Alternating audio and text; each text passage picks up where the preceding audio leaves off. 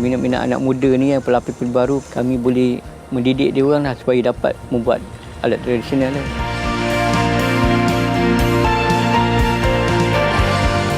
Saya punya pekerja, dia akan pergi ambil. Dia tak payah nak bawa dengan keadaan jalan, bukan tak tahu dalam kebun, dalam ladang kan.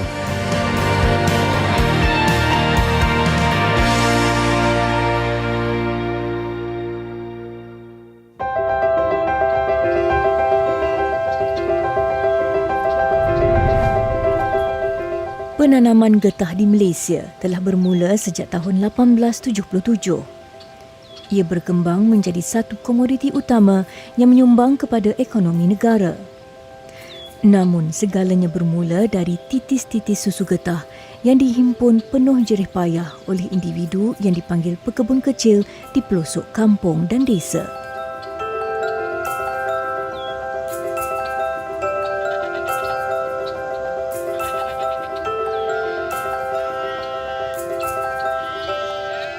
Kampung Kubang Batang, Kangal Perlis. Seorang wanita bangkit sebagai usahawan ternakan berjaya. Cik Amah Cik Mit, 54 tahun, seorang anak pekebun kecil yang mewarisi sebidang kebun getah. Generasi kedua ini nekat meninggalkan kerjayanya demi mengusahakan kebun yang ditinggalkan arwah bapanya. Realiti menjadi pekebun kecil tidak mudah. Pokok getah tua yang tidak ekonomik menjadi cabaran utama. Namun, dengan menyertai program tanam semula di bawah Rizda pada 2011, harapannya kembali bersinar. Merasai sendiri perit lelah bergelar penoreh, tidak sekalipun mematahkan semangat Cik Amah. Dipercaya akan potensi dan keuntungan yang dilihat dalam industri getah. Mula kita menoreh itu berasa teruk jugalah, tak biasa kan. Lepas tu bila dah memanglah tengok getah ni satu dia bergantung pada harga semasa. Kena waktu time masa yang orang kata apa, masa harga getah tinggi tu seronoklah menorehnya kan. Bila harga rendah tu kita kadang-kadang kita berhenti dulu. Kita biarkan pokok kita sendiri kan, kita biar dia pulih. Lagi lebih elok lah, tak padan dengan hasil harga tu kan. Sebelum ni tak ada pengalaman lah nak menoreh tu. Tapi bila kita belajar dan kita usaha yang mereka bagi kursus-kursus yang mereka ajukan tu, alhamdulillah boleh menoreh. Boleh dah. Macam mana kita nak urus sekarang ni?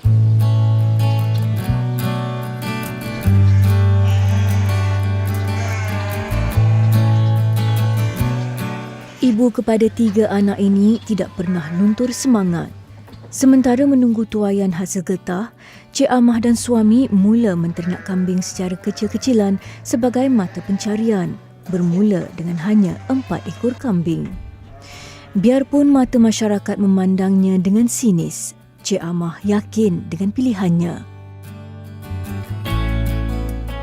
Setiap orang ada bidang masing-masing, ada kemahiran masing-masing. Jadi itu saja yang ada. Kita nak masak tak pandai kan. Kita nak menjahit pun kita bukan bidang kita. Jadi ternakan ni dah minat sama. Yang tu minat yang penting. Kalau saja-saja nak suka memang tak boleh menternak ya kan. Bukan takat nak bela saja. Kita kena tahu semua daripada segi makanan, perubatan. Kita kena tahu baru kita boleh berkembang. Kalau kita hanya tahu nak bela saja ternakan ni, memang sat je kita boleh bertahan. Untuk ternakan kambing ni, memanglah orang katakan sekarang ni pemakanan dia memang cukup penting lah untuk ternakan kambing ni. Jadi kalau kita tak pandai dalam, tak ada belajar ataupun tak pandai dalam masalah pemakanan ni, kita jadi orang kata terlebih kos perbelanjaan kita. Tak ada, orang kata bela saja ya tak dapat apa. Tapi kita kena tu orang kata ilmu penting, ilmunya kita belajar, kita kena ada gunakan bahan-bahan inisiatif yang kita belajar tu kita praktikkan dalam peternakan kambing ni. Contoh yang bahan-bahan yang kita boleh untuk makanan kambing yang elok untuk makanan, kita adunkanlah, kita buat untuk untuk nak mengurangkan kos perbelanjaan kambing lah.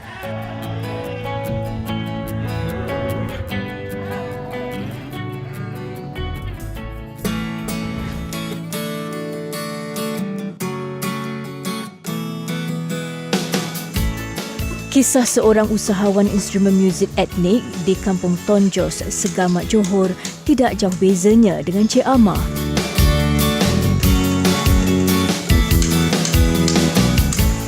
Instrumen kebanggaan masyarakat Melayu, kompang mempunyai nilai seni yang estetik dan bersejarah.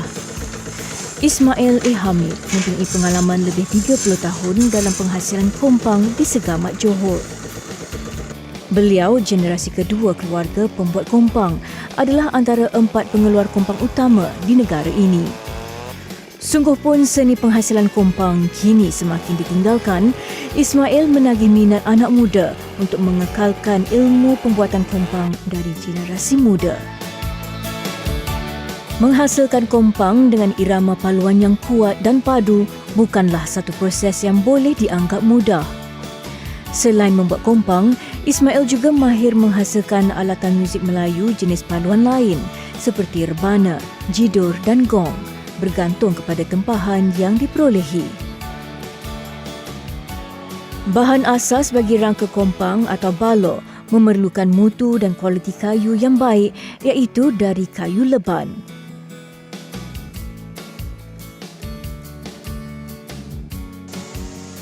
Kayu leban ni sebenarnya kayu yang sangat baik lah dari segi untuk mendatangkan bunyi. Urat-urat dia agak padat, dia tak kasar. Apabila kita pukul, bunyi dia akan keluar. Dari segi kekerasan dia boleh mendatangkan bunyi yang baik lah sebenarnya.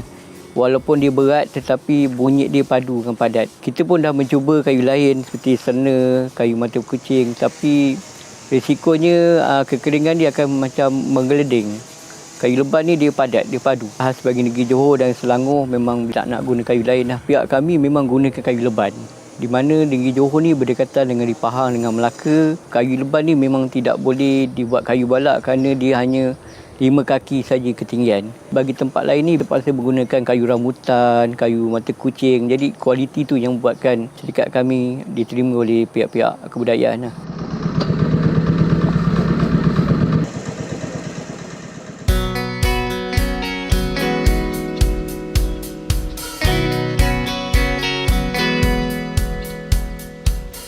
Bermula seawal dini hari, berdepan aroma skrap getah yang kuat.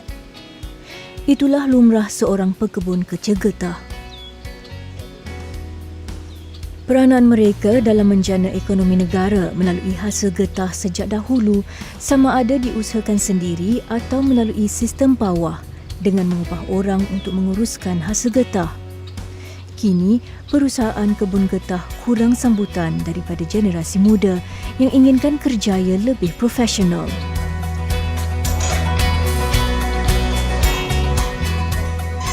Pendang Kedah. Hasil susu getah dibawa dan dihimpunkan di depo getah pertama di Kampung Sawah Besar milik pengusaha Cik Hasan Saman, 58 tahun.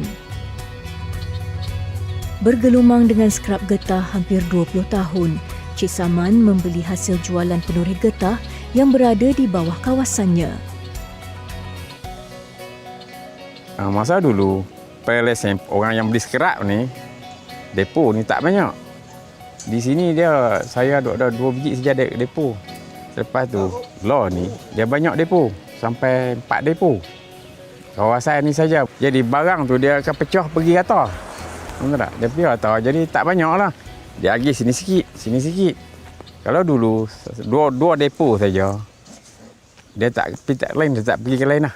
Dia main sini je semua, barang letak. Tapi ada juga yang luar daripada kampung ni pun ada. Sampai Siapi sana kat Kampung Baru, Bukit Teruk. Pernah saya sampai ke dia lain pada luar pada kawasan. Pernah panggil tapi kita tak maulah sebab apa. Di sana dah ada depo tu kawan-kawan kita tak maulah. Kawasan kawan punya kita tak ambil. Kita kawasan hak depo kita saja.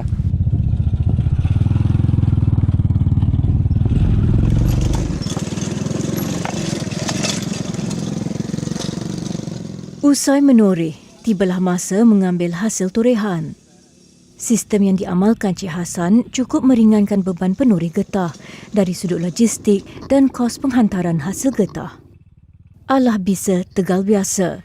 Sebagai bekas penoreh, beliau sendiri cukup arif dengan kekangan dan masalah penoreh getah di kampungnya yang rata-rata sahabat handai Cik Hasan sendiri. Inilah masanya dia kembali berbakti kepada kampungnya dengan turut dibantu oleh keluarganya. Dulu, mereka kena bawa sendiri, mai. Pelanggan-pelanggan ni sendiri dia kena bawa mai ke kedai.